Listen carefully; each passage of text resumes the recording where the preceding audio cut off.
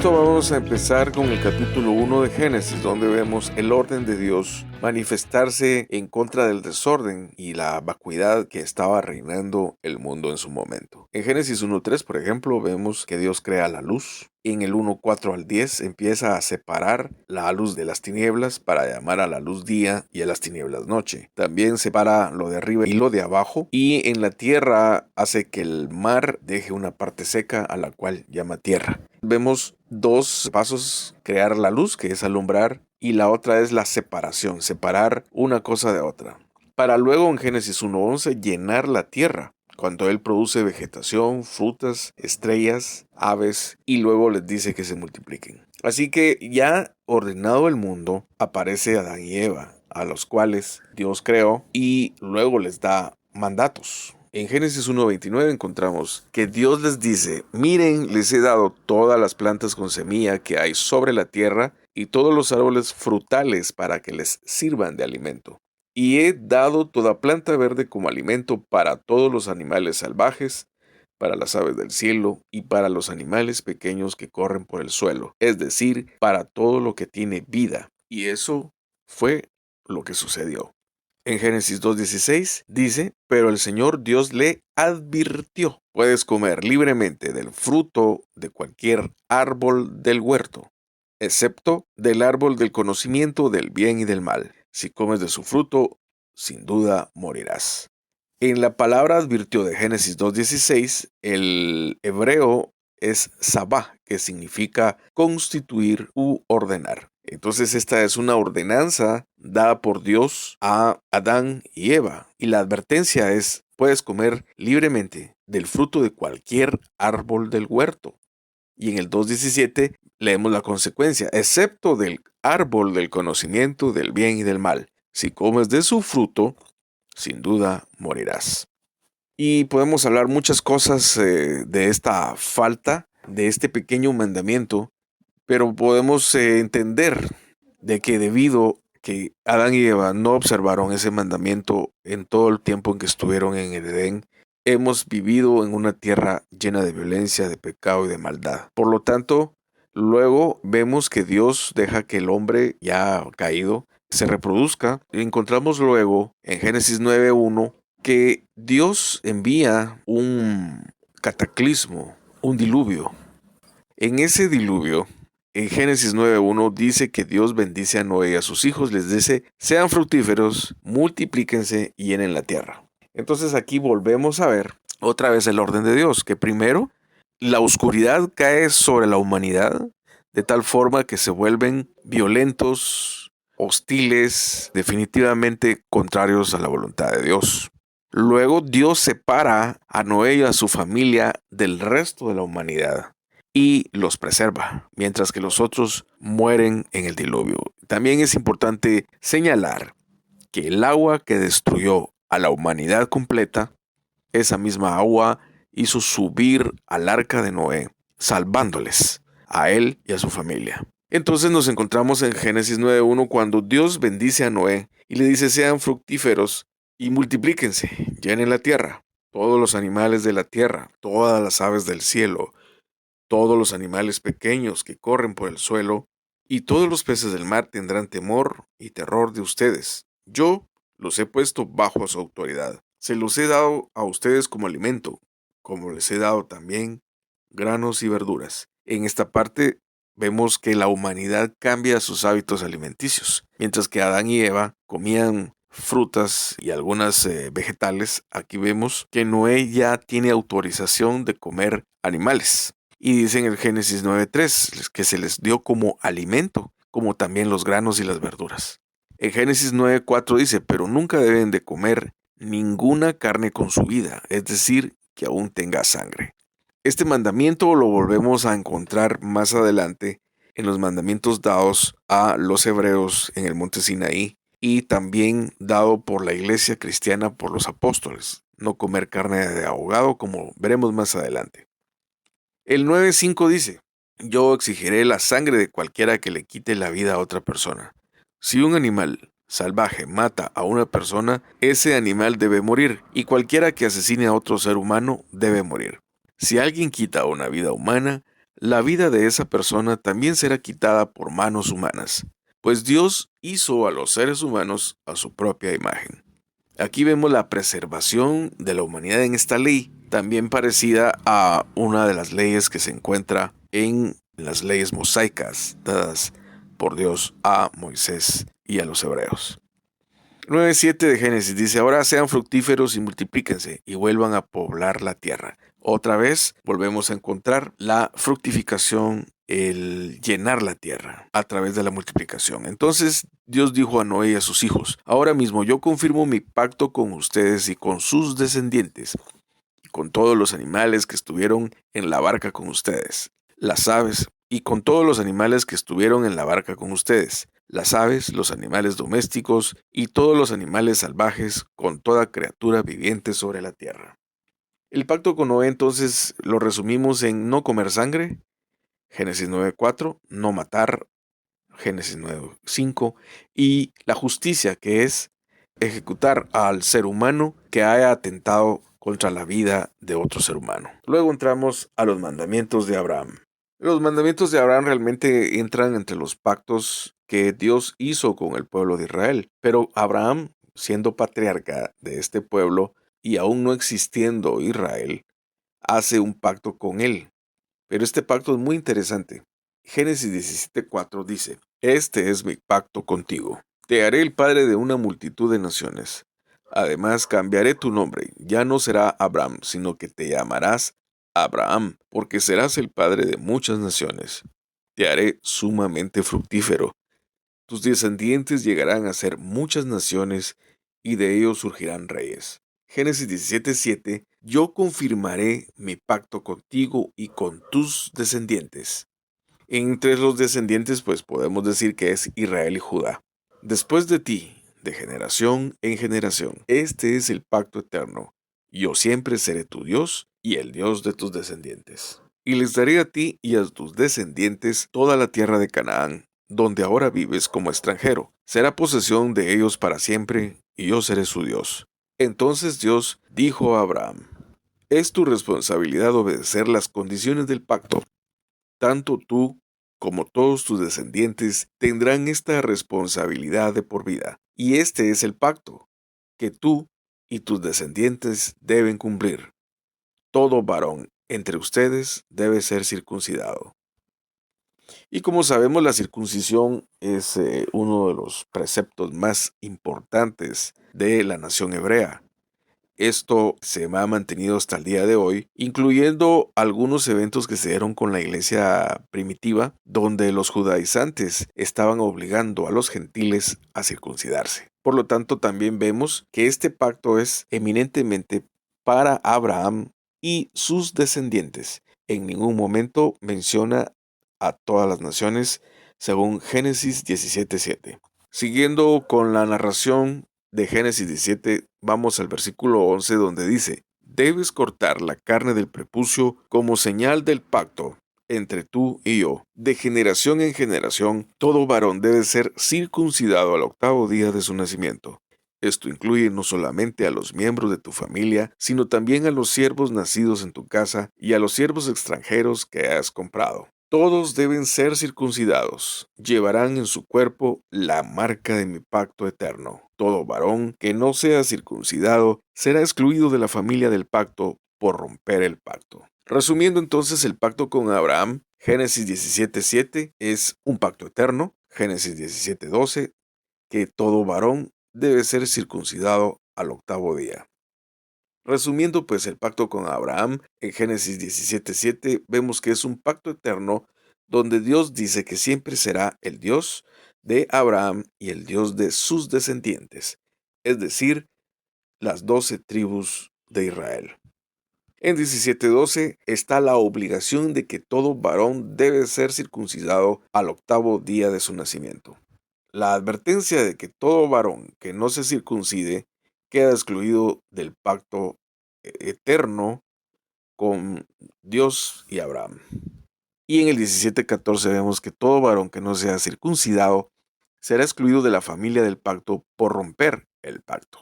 Posteriormente leemos en Génesis 22:1: tiempo después, Dios probó la fe de Abraham Abraham, lo llamó Dios. Y sí respondió él, aquí estoy. Toma a tu hijo, tu único hijo, sí, a Isaac, a quien tanto amas, y vete a la tierra de Moria, y ahí lo sacrificarás como ofrenda quemada sobre uno de los montes, uno que yo te mostraré.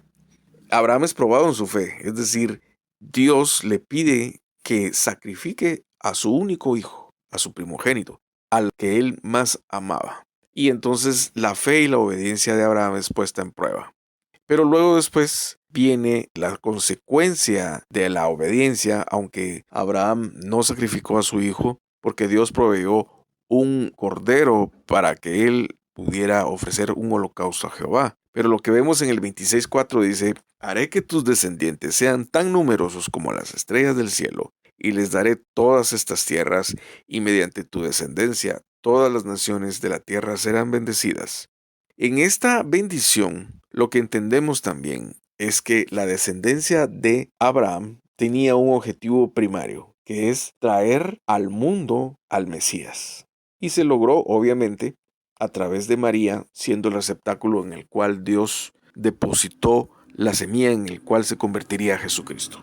Así que la tierra es bendita no tanto por Abraham y su descendencia, sino Abraham y su descendiente, el Mesías. El Mesías es el que trae la bendición a la tierra a través de la descendencia de Abraham. Entonces Abraham y su descendencia obviamente es una bendición para la tierra por el simple hecho grandioso de ser ellos la etnia que Dios escogió para traer a la tierra a nuestro amado Mesías Jesucristo.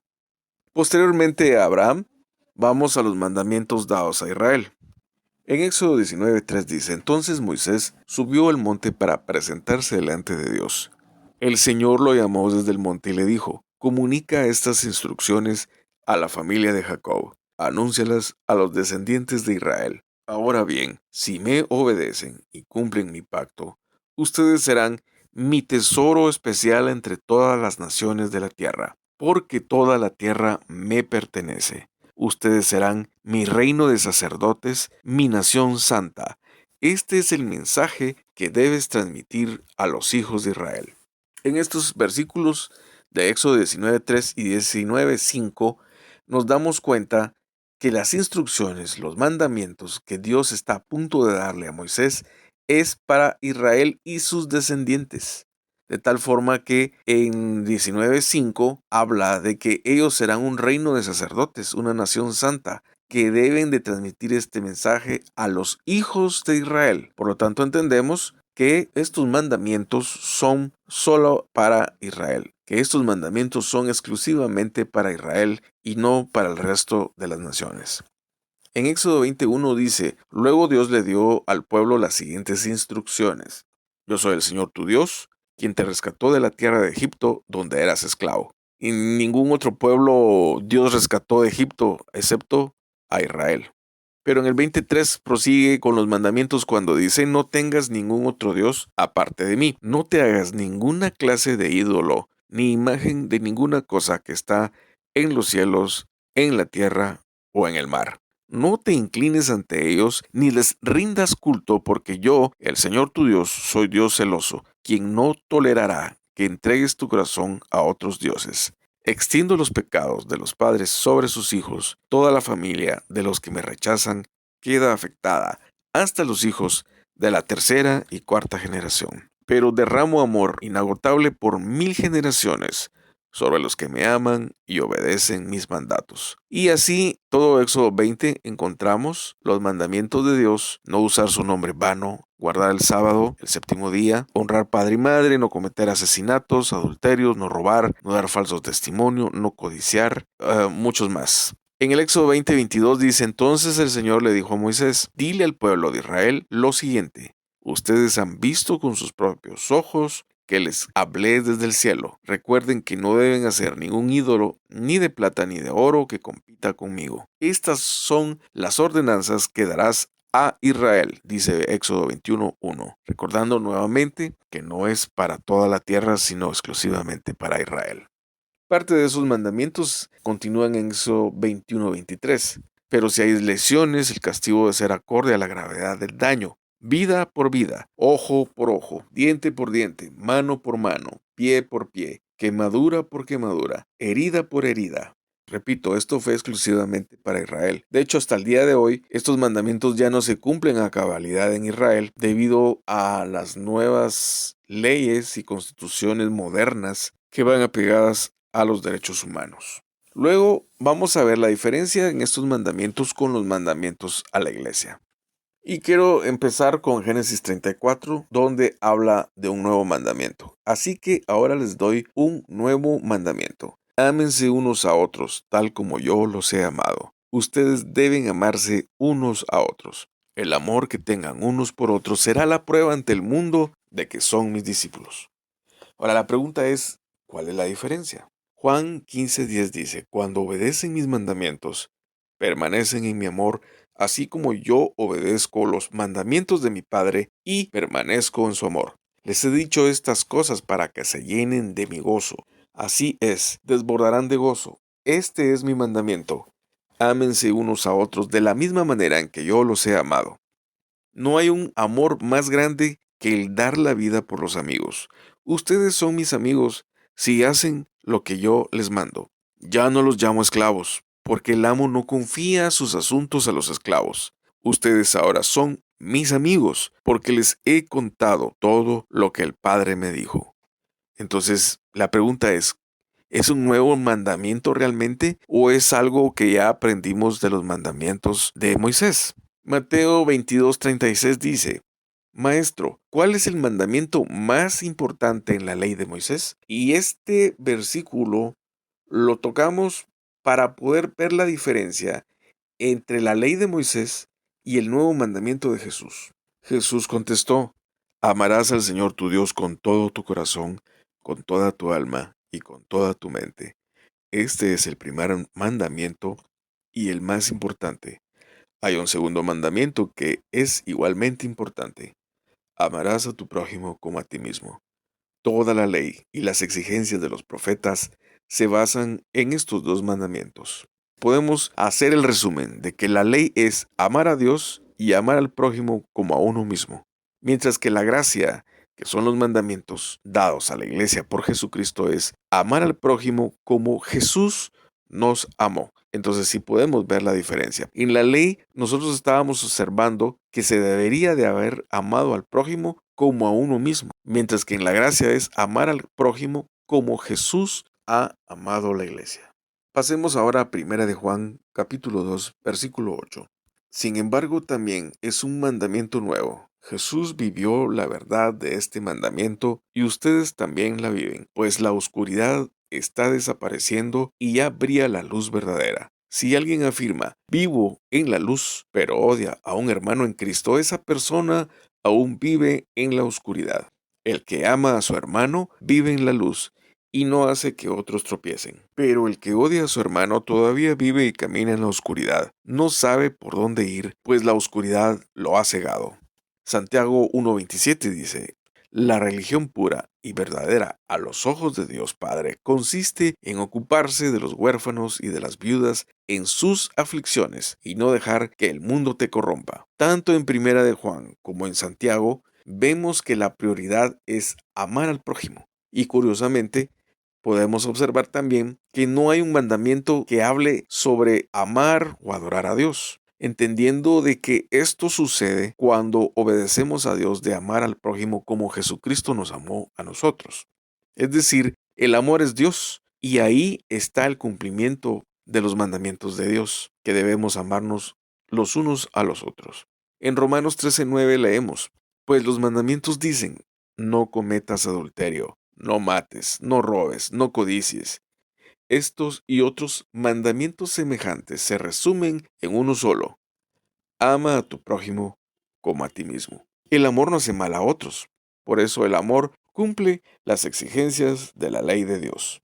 Aquí estamos viendo otra vez un resumen de la ley mosaica, ahora enfocada en el amor, amar al prójimo como a uno mismo y el no hacer mal a otros, porque el amor es el cumplimiento de la ley. Ahora, cabe preguntarnos, ¿existen mandamientos apostólicos después de Jesucristo? Y la respuesta es no. En Hechos 15:28 encontramos, nos pareció bien al Espíritu Santo y a nosotros no imponer sobre ustedes una carga mayor que estos pocos requisitos. Deben abstenerse de comer alimentos ofrecidos a ídolos, de consumir sangre o la carne de animales estrangulados y de la inmoralidad sexual. Si hacen esto, harán bien. Entonces ellos están resumiendo tres cosas como adiciones a lo que ya Jesucristo nos enseñó, que es no comer alimentos ofrecidos a ídolos, no consumir sangre tal como le dijo a Noé, y también lo vemos en la ley mosaica, y la carne de animales estrangulados y obviamente la inmoralidad sexual. Pero ¿de dónde sale este resumen? ¿Por qué se dio? Bueno, si vamos a Hechos 15:1, dice que Pablo y Bernabé estaban en Antioquía de Siria y llegaron unos judaizantes a enseñar a que los nuevos creyentes cristianos que no eran judíos deberían de ser circuncidados por la ley de Moisés, dando a entender de que si no lo hacían no eran salvos. Entendemos esa parte del lado de los hebreos porque leímos en el principio de que cualquiera que no se circuncidaba quedaba fuera del pacto. Como leímos, es un pacto a Israel, no es un pacto a las naciones. En tal forma que en Hechos 15:7 dice, en la reunión después de una larga discusión, Pedro se puso de pie y se dirigió a ellos de la siguiente manera. Hermanos, todos ustedes saben que hace tiempo Dios me eligió de entre ustedes para que predicara a los gentiles, a fin de que pudieran oír la buena noticia y creer. Dios conoce el corazón humano y Él confirmó que acepta a los gentiles al darles el Espíritu Santo tal como lo hizo con nosotros. Él no hizo ninguna distinción entre nosotros y ellos, pues le limpió el corazón por medio de la fe. Hechos 15:10. Entonces, ¿por qué ahora desafían a Dios al poner cargas sobre los creyentes gentiles con un yugo que ni nosotros ni nuestros antepasados pudimos llevar? Nosotros creemos que todos somos salvos de la misma manera, por la gracia no merecida que proviene del Señor Jesús. Resumiendo o entendiendo lo que aquí está narrando Lucas en el capítulo 15 de Hechos, es que los judaizantes querían que los gentiles se circuncidaran, dando a entender de que los nuevos creyentes estaban entrando al pacto dado a Moisés y excluyendo a Jesucristo, obviamente. Pero no lo pudieron sostener bíblicamente, ya que Pedro y los demás apóstoles estaban asegurando que no debían de imponer cargas que ni siquiera sus antepasados ni ellos pudieron llevar a cabo. Es decir, que la ley nunca nadie la cumplió a cabalidad. Eso es lo que Pedro está aquí afirmando. Nunca nadie pudo cumplir la ley en su totalidad. ¿Por qué?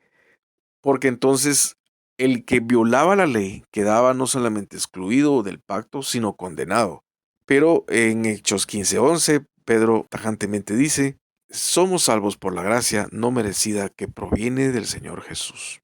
Luego, en Gálatas 2:2, Pablo dice que fue a Jerusalén, y creo yo que está hablando de ese viaje, porque Dios dice le reveló que debía de hacerlo. Durante mi tiempo ahí, me reuní en privado con los que eran reconocidos como los dirigentes de la iglesia y les presenté el mensaje que predico a los gentiles.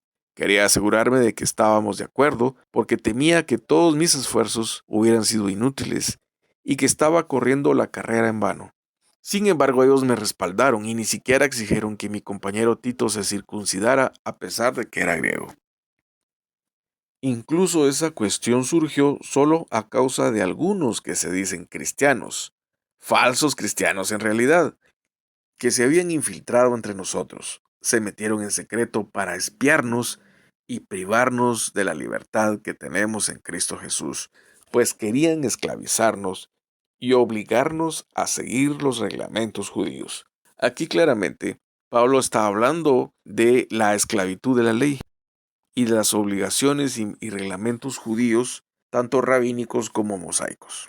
En Colosenses 2:10 leemos, y ustedes también han alcanzado en él la plenitud, porque él es la cabeza de todos los principados y dominios.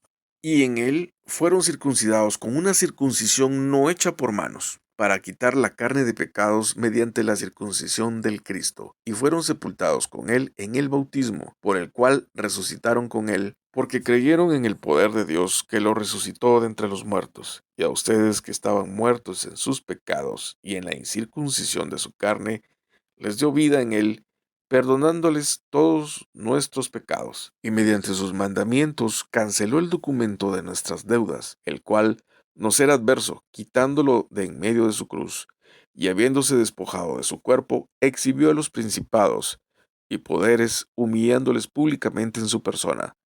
Por tanto, que nadie los inquiete en relación a comida o bebida, ni en distinción de días de fiesta, lunas nuevas o días de reposo, porque estas cosas son sombras de las que han de venir, pero la realidad es el Cristo. Este pasaje realmente es mucho más esclarecedor cuando habla de los mandamientos que Él canceló en la cruz del Calvario, porque esa ley realmente nos condenaba, porque nadie ha podido ni podrá cumplirla a cabalidad, excepto Jesucristo. El fin de la ley realmente es que Jesucristo la cumpliera al 100% y que la ley fuera una figura del mismo Jesucristo, como veremos más adelante. Entonces, ¿cuál es el cumplimiento de la ley? Romanos 10:4, en la versión de la Reina Valera contemporánea, dice: porque el cumplimiento de la ley es Cristo, para la justicia de todo aquel que cree. La versión Kadosh dice: porque la meta a la que el Tanaj apunta es el Mashiach, quien ofrece justificación a todos los que confían. La Nueva Traducción Viviente dice: pero Cristo ya cumplió el propósito por el cual se entregó la ley. Como resultado, a todos los que creen en Él, se les declara justos a los ojos de Dios. Y la versión Peshita dice: porque el Cristo es el fin de la ley para justicia a todo el que cree. Mateo 5:17. No piensen que he venido a abolir la ley o los profetas. No he venido a abolir sino a cumplir. Porque de cierto les digo que hasta que los cielos y la tierra dejen de ser, ni una yod ni una tilde de la ley dejará de ser hasta que todo se cumpla. Este pasaje de Mateo 5:17 se ha malinterpretado muchas veces, diciendo que la ley todavía está vigente porque hasta que los cielos y la tierra dejen de ser, no pasará la ley hasta que todo se cumpla.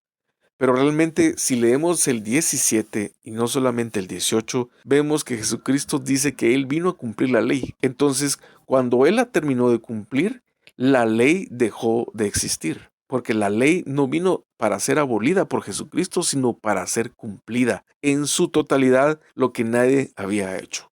Entonces, en el momento en que Jesucristo cumplió la ley, entra en vigor la nueva ley, que es la gracia. En Romanos 6:14 dice: y el pecado no tendrá dominio sobre ustedes, porque no están bajo la ley, sino bajo la gracia.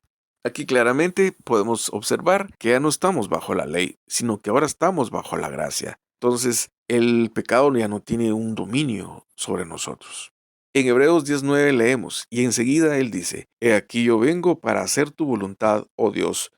Por este medio anula lo primero para establecer lo segundo.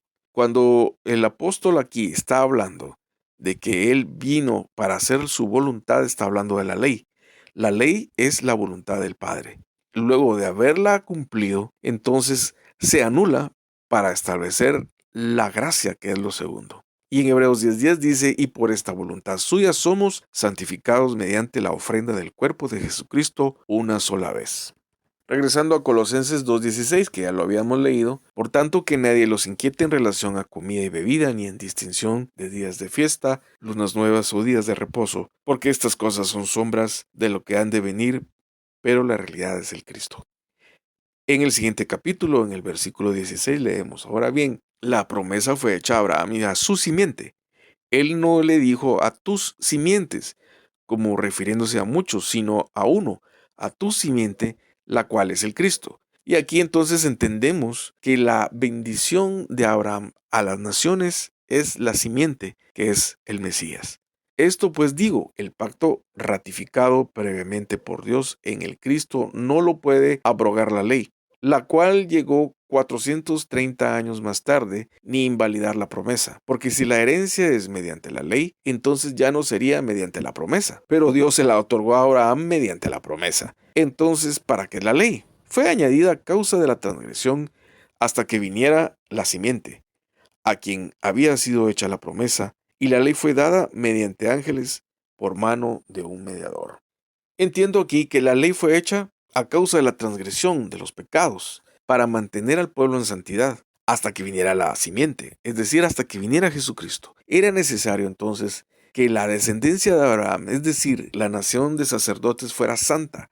Ese era el objetivo de la ley. La ley tenía ritos, observancias y lineamientos levíticos que eran necesarios en el servicio, atraer al Mesías a la tierra a través de una nación santa y a través de una mujer que nosotros ahora conocemos como María, la madre de Jesús en la tierra. Concluyendo, a Adán le fue dado la orden de comer de todo árbol, excepto del árbol del bien y del mal. A Noé, no comer sangre, no matar y actos de justicia. A Abraham, que era la antesala, la ley de Moisés, se le mandó circuncidar a todo varón en el 8º día. Y a Moisés se le dio la ley doctrinal, conductual, ceremonial, que apuntaba al Mesías y el cumplimiento de la ley. Doctrinal, porque nos enseña quién es el verdadero Dios. Conductual, porque nos enseña cómo debe de comportarse el hombre. Y ceremonial, porque tenía preceptos y leyes especiales para sacerdotes y levitas. Y el nuevo pacto dado por Jesús, que apunta al amor, porque el amor es Dios. Amar al prójimo como Jesucristo nos ha amado a nosotros. Muchas gracias por haberse interesado por este tema. Continuaremos con otros temas que surgen de este más adelante. Esperamos tus comentarios y te agradecemos desde ya por continuar con nuestros temas y mensajes. Dios te bendiga.